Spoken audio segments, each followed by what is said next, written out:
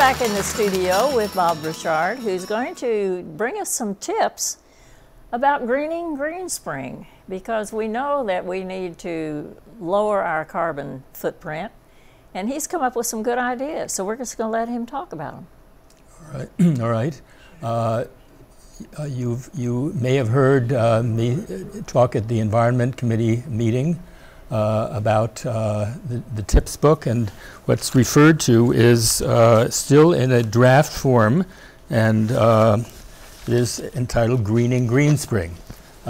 In ecological terms, that means that our goal is to try to reduce our so-called carbon footprint, meaning reducing the amount of materials, travel, foods that we eat that generate lots of carbon dioxide, which some of you may appreciate as a greenhouse gas, causes climate change. And I think there's increasing evidence that this is real. I no longer believe in climate change. I know it is real. Some of you may be interested in the fact that the Defense Department in July of this year came out with a major report which talks about climate change as something that will aggravate problems such as poverty, social tensions, environmental degradation, and so on. So it is being taken seriously by our leadership at multiple levels. I think the fact that DOD knows that this is a reality hopefully will be persuasive for those of you who still have doubts. But lacking that, maybe you can come to some of our meetings and we'll have more information about this. And hopefully this booklet will be out within the next month or two. Good, good. So what kind of tips do you have for those of us here at Greenspring? We're not in control of a lot of things. Well, the one I brought along is this one. And one of my favorite peeves is the fact that we still in an environment where water coming out of our tap at Greenspring and most other places is still perfectly potable or drinkable.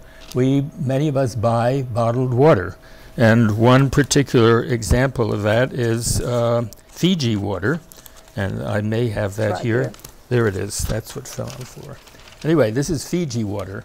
Some of you, it is present in our local stores. Fiji water, not surprisingly, comes from Fiji, the island in the South Pacific. It is very expensive in the market. One of the reasons for that is that it costs a significant amount of money to transport this material, the 7,000 and plus miles that it must be transported from Fiji to Greenspring. So why do we buy this when we can buy a bottle such as this, if you want to carry it around? This is my water bottle, and fill it with tap water. The water that we get at Greenspring comes from the reservoir at Occoquan, not far from here. It is highly tested and very good quality water, and probably at least as good as Fiji water, if not better. It undergoes multiple tests and it is protected very carefully. So I urge some of you to rethink your water drinking habits and go for tap water. You can mask it in a bottle like this as you like. It does work, it is healthy, and environmentally it's much better than spewing out lots of fossil fuel carbon to power a ship that brings it to the Fiji water to the United States, brings it here to Greenspring, and so on. Okay. So that's one. Okay. You want another one? Go ahead. I'm a strong believer in short showers, and one of the tips in the booklet suggested at one time that we aim for a hybrid Greenspring Navy shower, and I decided, maybe unwisely, that the 2 minutes that which I can do it in a minute, and by turning water on and off and soaping and shampooing at the right times. But particularly women told me that a 2-minute shower is not possible at all. So I've taken the liberty of, in this latest rendition, of suggesting 5-minute showers. I'm still not convinced that that will be persuasive for folks here. But in any case, it's something to strive for. It is expensive environmentally, and Greenspring's pocketbook to generate more than the necessary amount of hot water. So that's one additional one. Okay. I can do a 2-minute egg. So I can put a Teflon pan on my range, crack the egg into it, put a little bit of butter in, possibly something like that, and then turn it on full blast and leave it on for 2 minutes, during which time I'm stirring up the egg and putting salt in and whatever is needed. At 2 minutes sharp, no matter what the egg looks like, I turn the power off. The electrical element cools relatively slowly, and there's enough residual heat there so that the egg cooks itself in 2 minutes if you tend it properly. So this is another very simple way of lowering one's carbon footprint, namely the carbon that goes into the fossil fuel that is burned to make electrical power and to cook your egg. Okay. Okay. Keep going. Okay.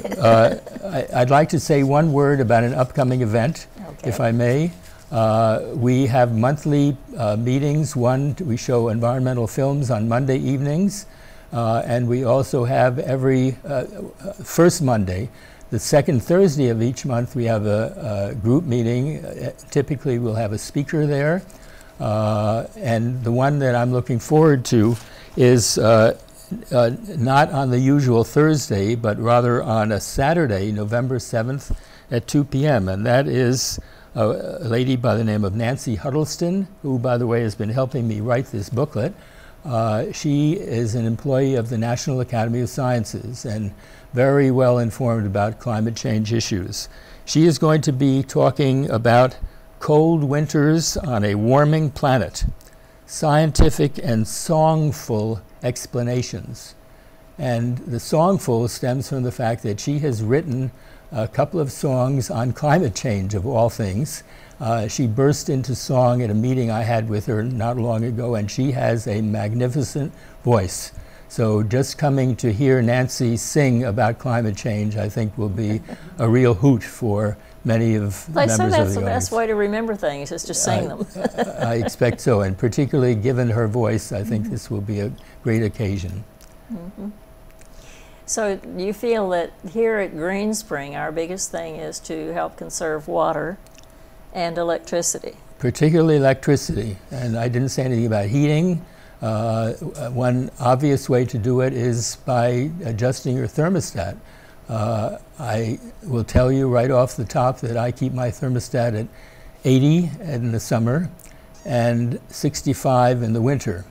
That's probably a little bit rough for some of you to contemplate, but there's always the sweater to help out, or a fleece or something like that, and warm slacks in the winter time, and dressing for the occasion and using a fan, for example, in the summer. So trying to reduce our general use of gas, electric, water too.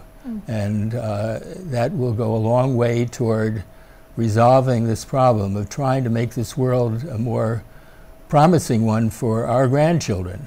We have inherited a generally well-functioning world technologically in terms of resources available to us, but I and some of you may too worry for the world that my grandchildren are going to face, and that's one of the reasons that a major reason why I've been engaged in this kind of activity. Mm-hmm. All right, you mentioned using a fan. What is the comparison of the use of electricity between keeping your thermostat at a set rate, maybe a little lower, say 75, over using a fan? I think in general, if you're using air conditioning, you're using much more power, and that is much more costly than not using it to refrigerate. Turning a fan electrical motor is, and I don't have the numbers, but is relatively inexpensive. Running a refrigeration unit in an air conditioner is much more expensive, and furthermore, a fan can be targeted on the person or persons who are in the room needing the fan. The booklet contains a variety of other tips to make life much more comfortable in warm and cold weather. Can you give us some of those tips? Some of those tips. Okay, well, one we've suggested is to use your apartment as a part of the insulation system. So, for example, in wintertime, and our winters are, for the most part, getting warmer, but in wintertime, best to close your curtains and even your blinds at night. In summertime, so that's basically an insulator. And you would require less in the way of blankets and the like if you used those window coverings for the occasion. There are many others. I could, if you'd like, I can just... Certainly. Okay. I didn't expect to be presenting this, but Okay. I'll be very quick. Well, let me... yeah, we're down to the last minute. One so thing that comes to mind right away is carpooling. So I have gotten used to using the campus shuttles to get me to the metro and to get me to the local markets. Many of you are, I expect, you have a car. I sold mine about 6 months ago. You have a car, maybe use it as efficaciously as possible. Offer a neighbor a ride. It's a social occasion. That puts 2 of you in a car rather than driving 2 cars to the market. And combine errands. So rather than going out for bread one day and paper the next day and something else the following day, try to plan ahead and keep a shopping list and see if you can combine your travel plans so that you minimize the amount of gasoline that you're burning and polluting the air with. So all of these things, just think of anything that needs energy. Is there some way, be creative, is there some way you can be doing it more efficiently than you're doing it now? Okay. So thank you so much, Bob, for bringing us those ideas, and we'll look forward to having your booklet out. Thank you. Thank you very much.